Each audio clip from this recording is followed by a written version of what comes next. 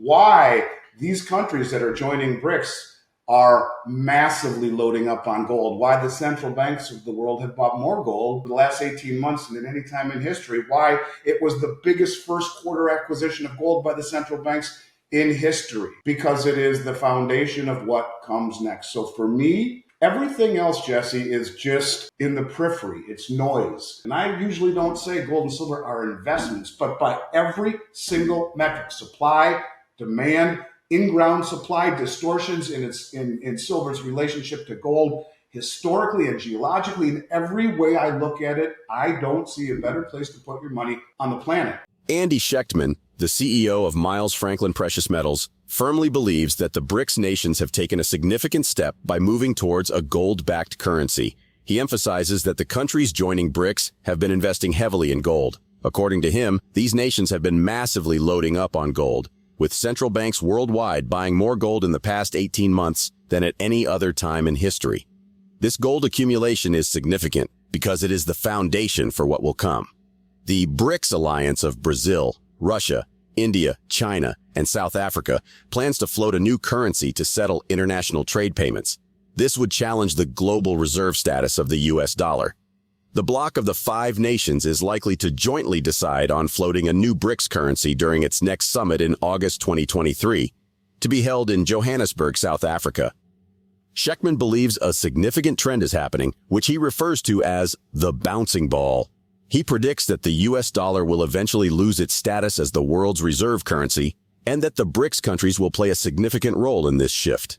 Economist Jim Rickards, author of Currency Wars, has predicted the unveiling of a new BRICS currency, stating that it could weaken the role of the dollar in global payments and ultimately displace the US dollar as the leading payment currency and reserve currency. Schectman agrees with Rickards' assessment and has been predicting the rise of a new reserve currency for the past 3 years. He emphasizes that the process by which this will happen is unprecedented, and the world is unprepared for this geopolitical shockwave. The BRICS countries are seen as a significant geopolitical competitors to the G7 group of advanced economies. The BRICS countries currently contribute 31.5% of global GDP, while the G7's share has declined to 30%. It is projected that the BRICS will contribute over 50% of global GDP by 2030, with the potential enlargement of the bloc likely accelerating this trend. According to Andy Schectman, it is foolish to underestimate the significance of countries like Russia, China, Brazil, and India. He stresses that these countries boast a combined GDP of approximately $29 trillion, representing around 28% of the global GDP. Furthermore, Russia and China possess 2 of the world's largest nuclear arsenals. Given these factors, Schectman cautions against underestimating the BRICS alliance, as its GDP is projected to surpass that of the G7 countries as early as next year. Now let's watch excerpts from Andy Schectman's interview with Commodity Culture. Be sure to watch the entire video and consider subscribing to our channel. Remember to enable post notifications to stay updated on our latest uploads.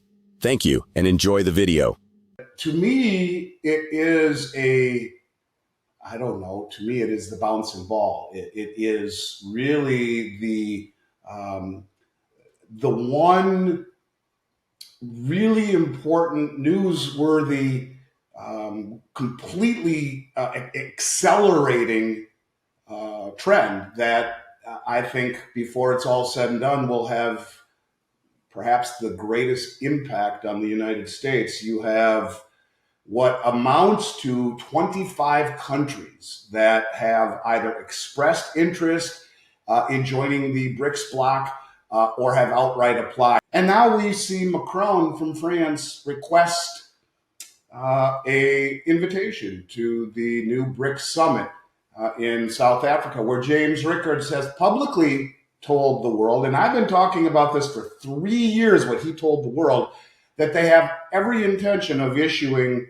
a commodity-backed currency this August at this meeting.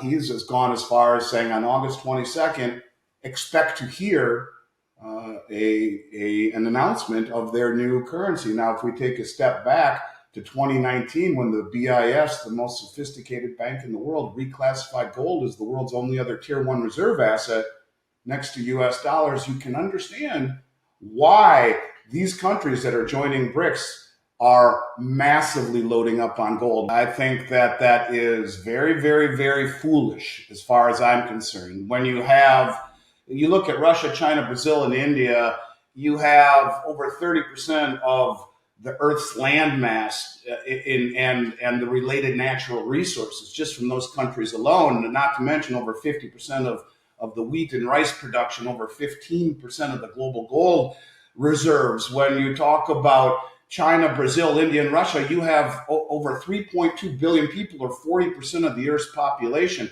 We're not even talking about the Belt Road Initiative, by the way, 151 or 2 countries, 75% of human population. We're not talking about the Shanghai Cooperation Organization. All these countries are melding together.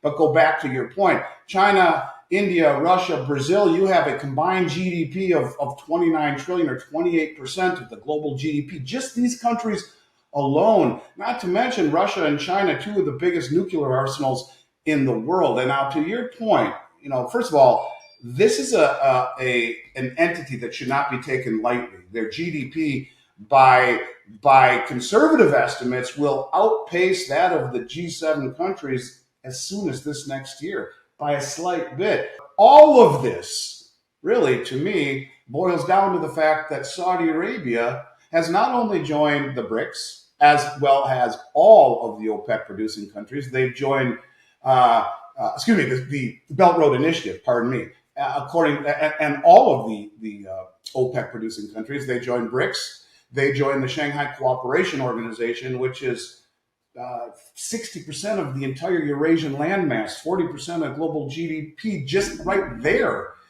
with the Shanghai Cooperation Organization. And then you end up adding on to it the BRICS New Development Bank. You have the linchpin of the dollar hegemony moving so far away from the West, it's unbelievable, a country that's going green, the U.S., into a system which represents close to 85% of human population that is not going green. And if they flip the switch and break away from the West and say we're no longer taking dollars for oil, everything gets really, really, really interesting. Schectman strongly believes silver is one of the most undervalued assets worldwide.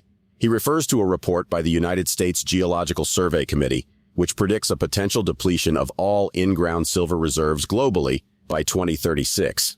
The report also suggests that Mexico may deplete the majority of its in-ground silver reserves by 2030, potentially resulting in silver being removed from the periodic table of elements. During the interview, Schectman mentioned a significant event in which 13,000 silver contracts, equivalent to 65 million ounces, were delivered on the COMEX exchange just last week. This represents a substantial amount. He also highlights that there has been a continuous delivery of 240 tons of gold since the beginning of the year on COMEX, with 55 tons delivered in the previous 7 trading sessions. These figures indicate a rising trend in gold deliveries. The renowned analyst typically does not consider gold and silver as traditional investments.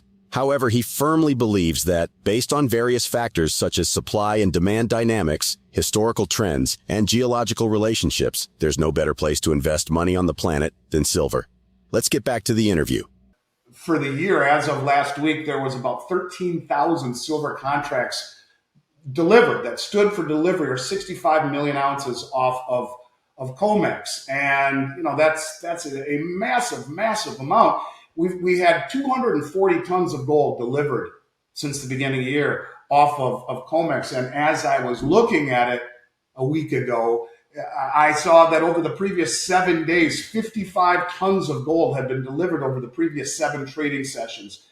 This is a rising tendency. We've seen recently BlackRock purchase $175 million worth of PSLV. And this is on top of a fact of a 237.7 million ounce deficit in 2022 in mine supply versus demand, the second annual deficit. When we look on COMEX right now, there's somewhere in the neighborhood of 27 million ounces in the registered category. Only 27 million. Those are the bars that back the contracts that are out there. And, there's, 5 times as many contracts or open interest as there are bars backing the whole system. When you talk about 27 million ounces, sounds like a lot, right? Well, India imported 304 million ounces last year. The previous 2 months in what's called exchange for physical where contracts on COMEX are exchanged for physical and delivered off of the LBMA, almost 250 million ounces. You look at the total number of ounces on COMEX right now, it's about 273 or 4 million ounces, of which only 27 million ounces are up for sale. The majority of it belongs to people who have no intention of selling. Over half of it supposedly belongs to JP Morgan and the SLV, largest silver trust in the world. There is basically no silver on an industrial wholesale level, really hardly anything available for delivery when you factor in the fact that the number of contracts written against the bars for sale are exponentially higher. This is the same thing the Hunt brothers noticed in 1980. At what point can you continue to naked short a market where if you get called for delivery, you're not able to deliver? I'm not saying we're imminent threat of seeing the COMEX collapse, but we're as close as we've ever been. And so, yeah, I think that silver is probably the most undervalued asset on the planet. In fact, just a couple of weeks ago, there was a report issued that came out by the United States Geological Survey Committee. It's a branch of the U.S. government, who said by 2036, they estimate that all in-ground reserves could potentially be depleted globally. They came out and said by 2030, the majority of all the in-ground silver in Mexico could potentially be depleted. And they went as far as saying it could be the first element struck from the periodic table of elements. And so you tell me, what asset has the duality that silver does in demand of both an industrial metal, massively used in a green and digital environment, hugely used in military, over 500 ounces in the tip of every Tomahawk cruise missile, thousands and thousands and thousands of ounces in every ICBM. God forbid we ever start firing those off. But the need for silver in the military is something people don't talk about enough. And when you put military, industrial, and monetary into an asset that is depleting in nature, is coming out of the ground at 7-1, but priced at 84-1, historically 16-1 for 5,000 years. In every way you spin it, to me, it is the most undervalued asset on the planet, maybe the best investment. The BRICS countries are moving towards a gold-backed currency and investing heavily in gold. This gold accumulation is significant because it is the foundation for what will come. The BRICS bloc was formed to strengthen collaboration among emerging economies. If more countries with trade surpluses join, it could lead to a more equitable global system with multiple currencies. Will the BRICS countries be able to challenge the dominance of the US dollar? Please share your thoughts in the comments section below. If you found this video informative, remember to give it a thumbs up, subscribe to our channel, and enable notifications to stay informed about our latest videos on silver, gold, and copper. Thank you for watching, and we appreciate your support.